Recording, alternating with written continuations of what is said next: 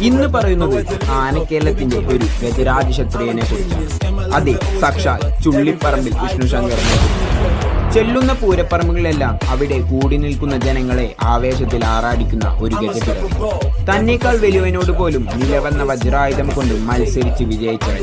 നിരവധി സദസ്സുകളിൽ മുൻപന്തിയിൽ തന്നെ തന്റെ സ്ഥാനം നേടിയെടുത്ത ഒരു ഗജപിറവി. ചക്കുമരശ്ശേരി തലപ്പൊക്ക മത്സരത്തിലെ മിന്നും താരം. ആനപ്രേമികൾക്ക് ഒരിക്കലും അടങ്ങാത്ത ആവേശമായിരുന്നു ഈ ഒരു ഗജരാജ ക്ഷത്രിയൻ. അതെ, സാക്ഷാൽ ചുള്ളിപ്പറമ്പിൽ വിഷ്ണുശങ്കർ.